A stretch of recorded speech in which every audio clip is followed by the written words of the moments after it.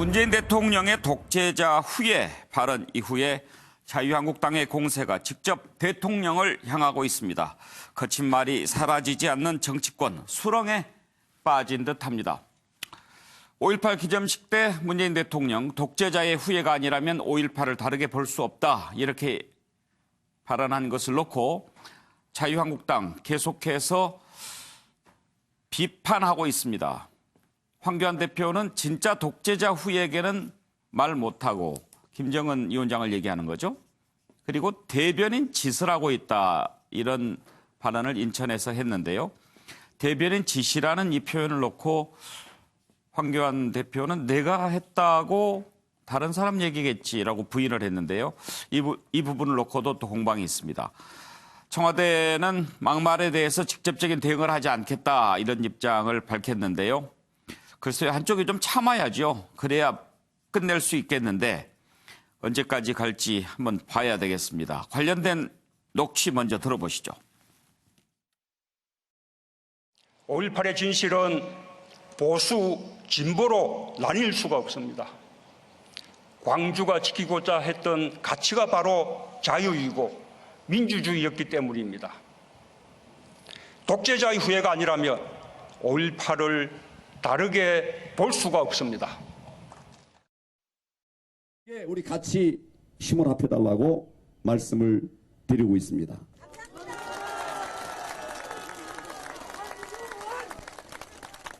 우리 이 인천 지역 민경욱 대변인이 저에게 메모를 하나 주셨어요. 독재자의 후예는 누구다? 김정은.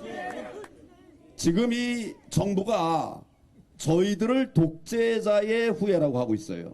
여러분, 진짜 독재자의 후예는 김정은 아닙니까? 문재인 대통령에게 제가 요구합니다. 김정은에게 독재자의 진짜 후예라고 말씀해 주십시오. 진짜 독재자의 후예에게는 말 한마디도 못하니까 여기서 지금 대변인이라고 하고 있지 않습니까? 황당해서 제가 대꾸도 안 해요. 대꾸도 안 했더니 왜 민경욱 대변인이 여기다 써왔어요. 대변인 지시하고 있다라고 말씀하신 게 맞는지. 내가? 내가 무슨 대변인 지시라니. 그건 아니죠. 어이 그럼 무슨 소리. 대변인 하고 있다는 말도 있다 그랬지. 예. 그거 딴 사람 얘기한 거지. 저는 그렇게 안 들었는데. 천만의 말씀에. 기사 잘못 나온. 자, 정태근 의원 어제 지금 저 발언을 놓고 좀 화제가 되고 있는데요. 일단 이제 독재자 발언을 놓고 자유한국당은 자유한국당을 지칭하는 것으로 받아들인 거죠. 그렇죠. 자유한국당을 지칭했을까요? 그동안 자유한국당에서 있었던 일련의 이제 5.18과 관련된 부적절한 망언에 대해서 지적한 것은 분명하다고 봐야 되고요. 다만 지금 여야 간에서 굉장히 심각하게 사실은 말싸움을 아주 소모적이면서도 국민들을 힘들게 하는 말싸움을 하고 있는데 그거를 굳이 대통령께서 나서서 말씀을 하실 필요가 있었을까? 더더군다나 또 어저께 황교안 대표의 이 발언이 있으니까 소위 대변인집 발언이 있으니까 그거를 가지고 고민정 대변인이 또 발언을 했다면 말에 품격이 있어야 된다고. 네. 그러니까 야당 대표 얘기를 청와대 대변인이 나서서 그걸 또 논평을 하는 것도 적절치 않은데 어떻든 제가 이런 말씀을 드리는 거는 일단 청와대는 소위 여야 간의 말싸움에서 빨리 먼저 내려와야 됩니다. 청와대가. 예. 청와대가 그걸 하는 이유가 없고 그러면 전국이 잘 풀릴 수가 없습니다. 두 번째로 황교안 대표는 그것을 본인이 부정을 했어요. 예. 그러면 실언을 했다는 건 분명한 거예요. 그것은 무슨 대변인 지시든 대변인 질의든 간에 예. 그 실언을 한 거에 대해서 솔직히 인정을 하시고 사과를 할 필요가 있고 동시에 저는 지금 야당이 계속 지지자들을 상대로 해서 강경한 얘기를 하는 것이 과연 외연을 계속 확장하는 데 도움이 되는가? 이 문제를 냉철히 따져볼 필요가 있다는 거예요. 그래서 강경한 발언보다는 품격 있으면서도 정말로 정부와 여당이 아픈 얘기, 이 얘기를 찾아내서 지적하는 것이 굉장히 중요하고 민주당은요, 어떻든지 간에 집권당이거든요. 국회 운영에 책임이 있는 당이에요. 야당이 뭐라고 공격하든지 간에 국회가 운영되지 않으면 그거는 모든 책임은 민주당에 가는 겁니다. 집권당으로서의 책임의식을 가져야 돼요. 예. 그런데 지금 들어보면 황교안 대표가 지시라는 말을 하기는 한 것 같은데 나중에 부인하는 걸 보면 무심결에 나온 표현 같기도 하고요. 그 상황을 보면 이 독재자 후예 얘기를 하면서 그 김정은 얘기를 하다가 연단 아래에 있는 청중 중에 그런 얘기를 한 거죠. 그 얘기를 무심결에 받은 거예요. 그러니까 사실은 그 정당의 대표가 청중이 하는 거친 얘기들을 그대로 받는다는 거는 예. 적절하지가 않는 거거든요. 그래서 저거는 본인이 실언을 했다. 예. 그렇게 하면 차라리 나을 텐데. 그러면 오히려 나을 거예요. 글쎄요. 노영희 변호사 듣기에도 지시라고 들리긴 하죠. 네, 사실 저도 지시를 들었는데요. 예. 이제 기자가 물어보니까 너무 정색을 하고 아니라고 예. 하셔서 제가 잘못 들었나 보다. 예. 이렇게 이해를 그냥 하기로 했습니다. 만약에 지시라고 했다면 좀 듣기는 거시기 하죠.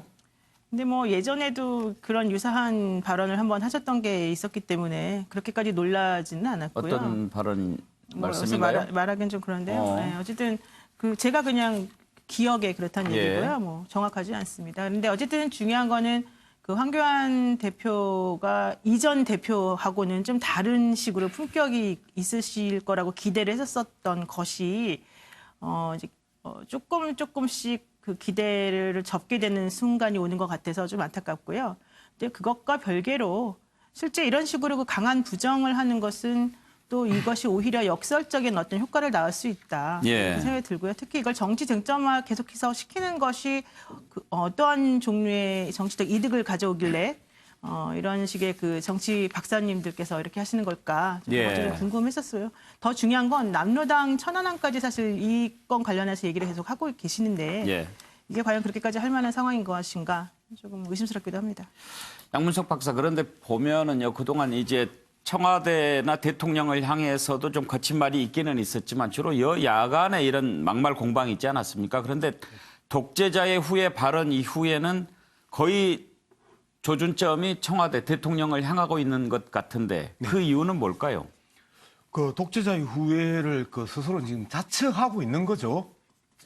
지금 현재의 모습들을 자유한국당이? 보면, 예. 예. 자, 우리가 5.18에 대한 관점에 있어서 노태우 정부에 의해서 그 기념일이 5.18이 민주화 운동으로 정의되고 김영삼 정부에서 기념일로 제정되어서 현재까지 이어져 오고 있는데 이 부분에 대해서는 거의 대부분의 국민들은 동의를 하고 있단 말이에요. 그런데 여기에 대해서 다른 관점을 바라보고 있고 그리고 비토를 하고 폄훼하는 자들에 한해서 독재자의 후예라고 이야기를 했는데 스스로 이제는 아예 자유한국당 전체가 우리를 보고 독재자의 후예라고 이야기했다고 하면 5.18에 대한 기본적인 입장이 바뀐 거고 다른 관점에서 바라보고 있다라는 거 이걸 갖다가 자인하는 모습이다. 첫 번째 그렇게 정리해야 되고요.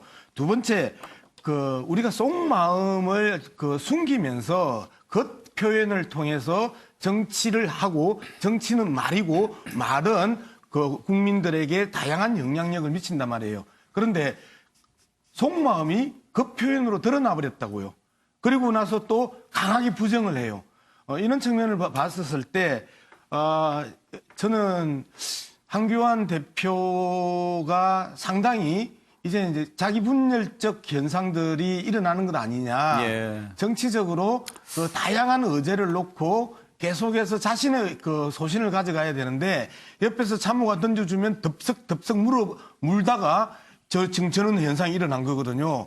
그러면 명확한 정치적 소신을 가지고 정치를 해야 되는데 새로운 상황에 대해서 계속해서 참모에 의해서 대중영합적인 그러한 발언들이 튀어나오고 그게 이제는 스스로에게 본래의 정치관과 대중영합적 정치관이 혼돈이 일어난다. 예. 이런 측면에서 상당히 불안한 당대표의 모습을 보여주고 있다. 저는 그렇게 평가할 수 있습니다. 알겠습니다. 양문석 박사는 정치하면서 막말 안 하죠? 저는 막말하지요. 왜요? 왜 막말을 하느냐 하면요. 상황 자체가 아주 격렬합니다. 그리고 격렬한 상황에 있어서 이 유세를 하다가 보면 막말이 나와요. 그러면 잘못했다거나 나는 그 부분에서 내가 그렇게 이야기했다. 그리고 이런 상황에서 그렇게 이야기했다. 유권자 여러분 이해해 주세요. 라고 그 자기가 해명을 하거나 사과를 하면 되는데 안 했다고 이야기를 하잖아요. 저는 했는데 했다고 이야기를 하지 안 했다고 이야기하지 않거든요. 그렇게 크게 뭐 얘기할 일은 아닌 것 같은데 한 번 정도는 괜찮지만 계속하는 건 좀 곤란하죠. 예, 뭐 재밌으세요? 예, 오늘 반가운 패널 한번 모셨습니다. 이종근 시사평론가, 데일리한 논설실장 하셨는데 네네, 그렇습니다. 이제는 네네. 데일리한 논설실장은 이제 퇴임을 하고요. 퇴임하시고. 예, 시사평론가로 활약하고 그러시구나. 있습니다. 네. 그래도 입에 논설실장이 붙었으니까 네. 제가 이종근 실장으로 부르겠습니다. 네네. 그렇게 예. 불러주시면 좋겠습니다. 지금 쭉 이렇게 들어보셨는데 네. 정치적인 함의를 좀 찾아본다면 네. 독재자의 후에 발언 이후에 자유한국당의 공세가 대통령을 향하는 그 의도는 네. 어디에 있다고 보십니까? 저는 조금 그 질문의 그 문맥이 조금 달라져야 된다라고 봅니다. 그래요? 왜냐하면 예. 처음부터 청와대를 향하고 있었다는 거예요. 맨 처음부터. 자유한국당은 이 독재라는 발언의 그 시작은 어디서 시작이 됐죠? 자유한국당에서 시작됐습니다. 좌파 독재다. 라는 말에서부터 출발을 했어요. 좌파 독재는 지금 민주당이 좌파 독재를 하는 것이 아니라 지금 청와대가 좌파 독재를 하고 있다라고 당당하게 얘기를 했고요. 그다음에 거기에 대해서 사실 지난번 KBS 송 기자가 그 인터뷰에서 좌파 독재라는 발언에 대해서 어떻게 생각하느냐 했을 때 대통령이 굉장히 당황했어요. 당황했고 당황하면서도 어쨌든 발언을 이어갔습니다. 그런데 그 이후에 독재자의 후예라는 발언이 5.18 추도식에서 나왔어요. 그리고 이제 이어서 황교안 대표가 독재자의 후예는 김정은 아니냐라고 이제 여기까지 왔습니다. 그렇다면 시작은 좌파 독재냐라는 자유한국당의 공격에서 시작됐고 거기서 독재라는 발언을 들은 문재인 대통령이 독재자의 후예는 사실은 5.18을 부정하는 세력 아니냐라고 사실 응답을 한 거라고 저는 생각을 해요. 독재라는 발언의 어떤 공방입니다. 거기에 대해서 진짜 독재자의 후예는 김정은이다까지 왔다면 야당이 청와대를 향해서 비판하는 건 어느 정부나 마찬가지 아니었습니까? 민주당도 지금까지 박근혜 정부를 비난을 했지 한국당을 비난하는 게 아니잖아요. 집권을 잘못하고 있다라고 정책을 비판하는 것이니까. 그런데 아까 정태근 의원의 말씀에 저는 동의하는 게 정쟁에 대통령이나 청와대가 뛰어들게 되면 야당은 굉장히 해피합니다. 행복하죠. 왜? 자신들이 공격하는데 받아주면 거기에 대해서 계속 공격을 할 수가 있으니까요. 공방이 벌어질 수가 있으니까. 근데 언해피한 쪽은 어디죠? 여당입니다. 집권 여당이 할 역할이 없어져요. 자, 그러면 독재자 얘기로 다시 돌아가 봅시다. 지금 이제 문재인 대통령은 좌파 독재하고 지난번 대담회에서 독재자라는 말을 들었을 때 느낌이 어떠냐. 이제 이렇게 하고 5.18에서 독재자의 후에 발언한 것은 이제 이를테면 작심 발언이라고 본다면 문재인 대통령 마음속에 내가 독재라니 독재는 그쪽이 원래 원조 아니야? 지금 그런 마음이었을 것 같고요. 저는 그렇게 바라보고 지난번에 문희상 국회의장도 독재 이야기를 하는데 당신들 독재를 겪어보거나 했어 그렇게 소리친 적이 있었어요. 그러면 독재자라고 하는 이 프레임 대결 어느 쪽이 더 유리할 것 같습니까? 양쪽 다 사실은 이게 프레임입니다. 저는 양쪽 다 유리합니다. 양쪽 다. 어떤 의미냐면 자, 이게 양쪽의 각 자기 진영들을 결집시키는 효과를 갖고 있거든요. 자, 독재 그러니까 그 집권 여당 쪽에서 독재라는 얘기를 하는 것은 무슨 얘기냐면 87년의 어떤 상황, 그러니까 군부 독재까지 해서 지금의 한국당을 과거 세력으로 완전히 규정 지을 수가 있어요. 그래서 지금 우리는 미래를 향하고 있는데 한국당은 과거를 바라보고 있다라는 프레임을 지금 하고 있습니다. 그리고 한국당 입장에서는 처음부터 지금 20년 집권론을 누가 얘기하고 있냐. 그리고 우리와 어떤 협상이나 타협을 해본 적이 있느냐라는 얘기거든요. 그렇다면 현재의 그 양쪽은 사실 제가 여기 썼지만 공생관계예요. 어떤 의미에서는 양쪽의 막말을 낳는 건 뭐냐면 갈등을 전부 사유화해갖고 양쪽 진영이 전부 다 공생할 수 있게 만들어주는 겁니다. 이 상황을 계속 유지시켜주면 제3의 정당도 사실은 끼어들 여지가 없고 중도가 끼어들 여지가 없거든요. 양쪽 진영으로 또다시 탕탕 묻혀서 싸우는 그런 형국. 그게 2012년도 선거가 그랬거든요. 처음으로 우리나라 선거에서 유의미하게 양당 대통령 후보만 나와서 51대 49로 이 게임이 끝났습니다. 그런데 이번에도 그렇게 양쪽 다 가고 싶은 거예요. 그러니까 양쪽 탕탕 들어서 양 진영만 싸워보고자 하는 것이 지금의 어떤 형국을 낳고 있다는 거죠. 자, 권혁기 관장 의견 한번 들어볼까요? 궁금한데. 일단은 뭐 저는 어제 황교안 대표의 뭐 김정은 대변인 그 논란을 보면서 일단 1차적인 원인은 장애투쟁 장기화 후유증도 좀 있어 보입니다. 예. 장기적으로 장애투쟁을 지속하면서 계속 당대표와 원내대표의 발언이 유세장을 방불케 하는 장외에서 계속 세질 수밖에 없는 구조적인 모순도 좀 있어 보이고요. 어찌됐든 간에 뭐 방송 용어로 적절치 않아서 저번에 까마귀 소리 경고를 제가 들었는데 달땡 발언이나 예. 한센병 그리고 이제 부정하시지만 이제 대변인 짓 발언까지 아무튼 당대표 원내대표 주요 지도부 전원이 다 막말 시비를 걷고 있는 진기록을 이번에 한국당이 세우고 있는 꼴입니다. 황교안 대표는 이제 5.18에 대한 발언을 이제 망언으로 인정하고 징계를 시작했던 분이고요. 결정을 미루고 있어서 그렇지 황교안 대표를 5.18 망언자로 보는 국민은 없습니다. 그건 뭐 대통령도 같은 인식이라고 보고요.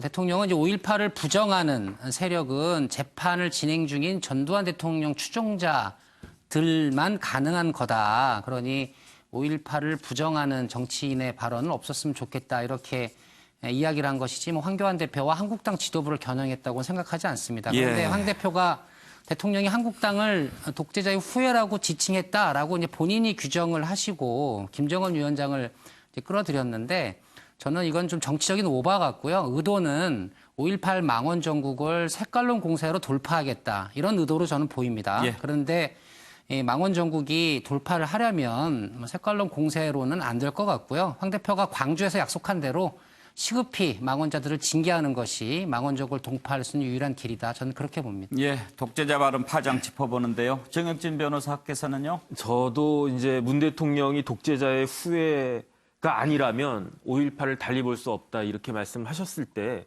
정답은 이거였을 것 같아요. 우리 자유한국당도 5.18을 다르게 보지 않는다. 다시 말해서 5.18이 우리나라 역사에 있어서 중요한 민주화 운동이라고 생각을 하고 그리고 많은 희생이 있었던 것에 대해서 참 애도를 표한다. 이렇게까지만 이야기를 했으면 그게 정답이었을 것 같은데 갑자기 뜬금없이 남로당이 나왔단 말이에요. 그러니까 남로당은 사실 요즘 사람들 잘 모르는 사람들도 많을 거예요. 예. 근데 그 남로당 통해 가지고 쉽게 말하면 지금 집권 여당의 세력들 중에 적어도 일부가 뭐 끈이 있는 거 아니냐라는 표현이 될 것 같은데 그건 누가 봐도 조금 오버한 거 아닌가라는 생각이 든단 말이죠. 예. 그렇게 이렇게 오버를 갖다 했다는 건 결국 무엇이냐.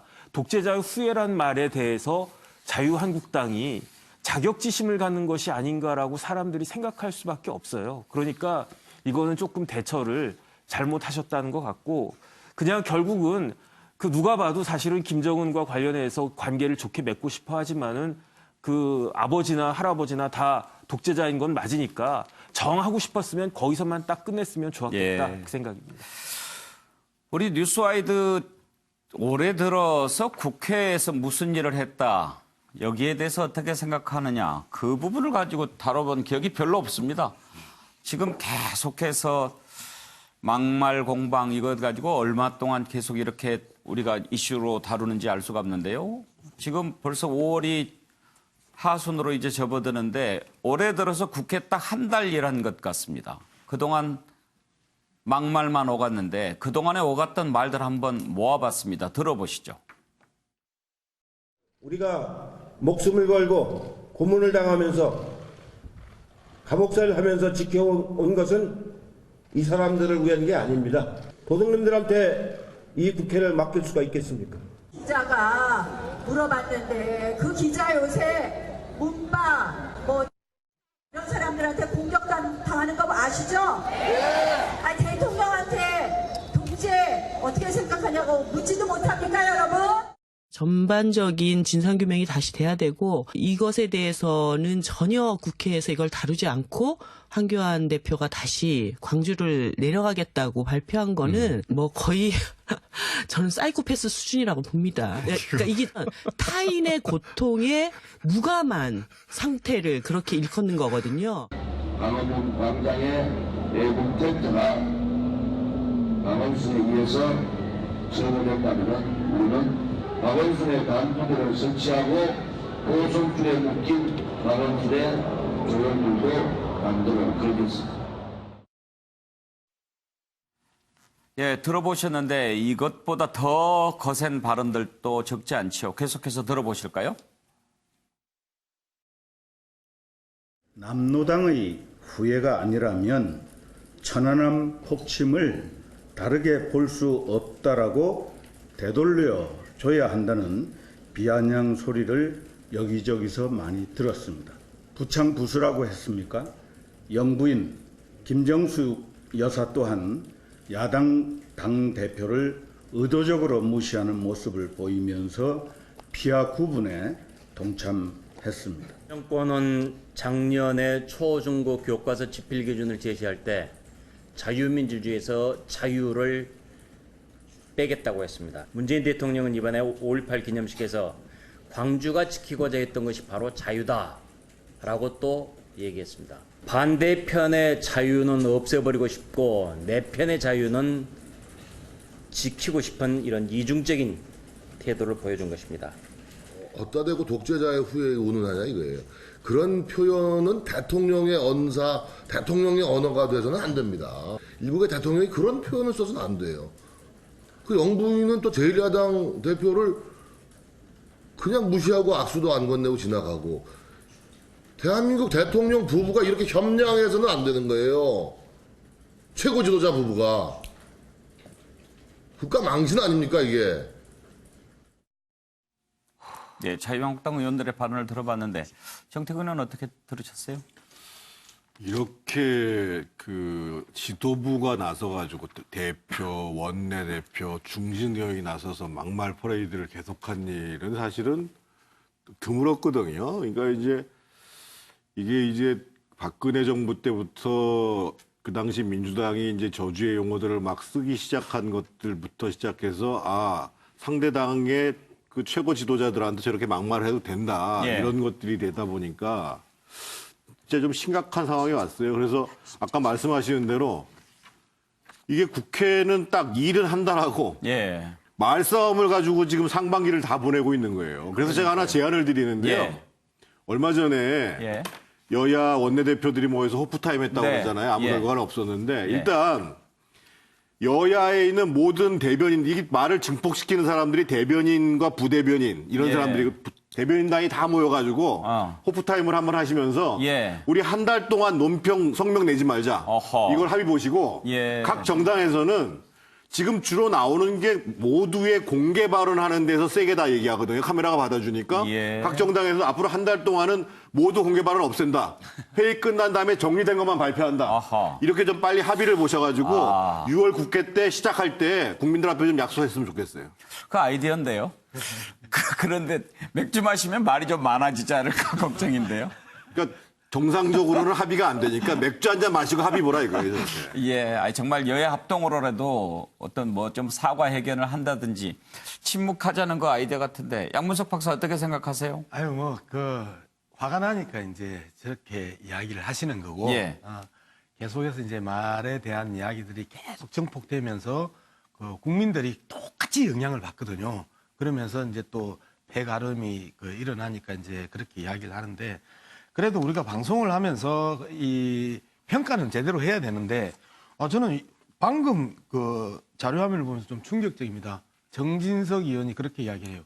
어따 대고 독재자 운운 하냐라고 이야기를 하는데, 대통령이 이야기한 내용을 가지고 어따 대고라고 이야기를 하면 이거는 도대체 방송 카메라가 있는 데서 어따 대고라고 하는 표현은 말 그대로 우리가 기본적인 막말의 최고의 범주 안에 분류할 수 있을 정도로 막말입니다. 두 번째, 튀고 싶어 하는 건가요? 자유민주주의와 대통령이 강조해서 이야기했던 자유를 찾았다라는 이야기가 어떻게 그 자유와 이 자유를 이분법적으로 잘라내고 우리 편의 자유와 상대편의 자유라고 이야기할 수 있는 거죠? 자유민주주의에 대한 기본적인 틀은 정말 정치학적으로 이론적 베이스가 워낙 넓고요. 강주에서 독재로부터 탄압당하는 강주 시민의 말 그대로 인신에 대한 자유의 문제와 그다음에 표현의 자유의 문제는 아주 작은 현실적인 문제였는데, 이 자유를 백도하에게 갖다 붙여서 이분법적으로 잘라낸단 말이에요. 이러한 부분들이 텔레비전 앞에 선 그 국회의원들의 기본적인 지식과 양식과 그다음에 교양을 여과 없이 드러내 보이고 있다. 이런 측면에 있어서 실력의 문제로 우리는 비판을 해야 됩니다. 그리고 기본적인 교양과 지식에 대한 문제로 비판을 해야 됩니다. 이러한 부분에 대해서 국민들이 듣고 대통령이 공개적으로 기념식에서 이야기했는데 어따 대고 라고 하는 표현을 쓰거나 자유민주주의와 강주에 있어서 군인들의 총칼 앞에서의 자유의 이야기를 이 병렬로 놓고 비교하는 이러한 부분에 대해서는 강한 비판이 있어야 되는 거죠. 이정근 실장. 짧게. 저는 정치권에서 저렇게 공방을 벌이는 것에 대해서 물론 뭐 개인의 어떤 평론은 여러 가지 어떤 자신의 의견대로 가는 건 좋으나 정치 평론까지 어떤 한쪽의 의견, 한쪽의 어떤 상황만 이건 잘못됐다라고 한다면 발전이 저는 없다고 생각을 하거든요. 발전이 있는 것은 뭐냐면 저는 정태근 의원의 좀 전에 발언처럼 이것을 어떻게 할 것이냐 앞으로의 어떤 해결책에 대해서 이야기를 하면 그것은 조금씩 앞으로 나아갈 수가 있는데 지금 좀 전에 방영됐던 것에 대해서 어디다 대고가 어디다 대고이기 때문에 대통령한테는 해서는 안 된다는 발언만 하시면 그 전에 이 집권 여당의 대표가 지금 어떠한 정당의 대표도 사실은 그 상대당을 도둑놈이라고 표현한 적은 한 번도 없었거든요. 그러니까 이것이 저는 그걸 얘기하려고 하는 것이 아니라 가장 바람직한 정치 평론은 지금 이렇게 공방이 많이 벌어졌으므로 사실은 앞으로 어떻게 할 것이냐라는 대안을 제시하는 것이 더 낫지 않았을까라는 그런 충정의 말씀을 드리는 겁니다. 딱 한마디 안 꽂으면 양문석 박사가 아니죠. 짧게 해주세요. 도둑놈이라고 이야기했던 부분에서는 충분히 비판해야 됩니다. 예. 그리고 잘못된 표현입니다. 그게 집권 여당의 대표든 대통령이든 야당을 향해서나 일부 국민을 향해서 도둑놈이라고 표현한 강하게 비판해야죠. 그 부분에서 동의합니다. 그리고 대통령의 발언에 대해서 어따 대고라고 하는 표현이나 자유민주주의와 자유를 이상하게 버무려서 비빔밥도 아니고 잡탕을 만드는 이런 표현들도 비판해야 됩니다. 비판할 건 비판하자라는 겁니다. 제가 도둑놈이라고 한 발언을 옹호하지 않습니다. 그런데 권혁기관장. 요즘에 보면 국회에서도요, 존경하는 아무개 의원님이 서로 상대방 하는 거 많이 좀 사라진 것 같지 않아요? 아니, 이제 상임위가 열리면 또 하실 겁니다. 근데 다시 이제 할까요? 제가 어디서 교육을 받았는데요. 그 의원님들이 존경하는이라는 말을 붙이는 이유는 존경하지는 않기 때문에 말이라도 존경하기 위해서 쓴다는 그런 정치 학설이 있더라고요. 근데 존경하는 의원님 이걸 항상 이렇게 습관적으로 하면 좀 더 나아지지 않겠어요? 낫죠. 똑같이 다른 의원의 말을 비판을 할 때에도 한 번 제가 수위가 좀 내려가게 되죠. 그러니까요. 좀 그런 거라도 좀 법으로 만들어 볼까요? 우리도 존경하는 패널님이라고 하고 이야기를 할까요? 존경합니다. 물 드시죠? 낫또 주세요.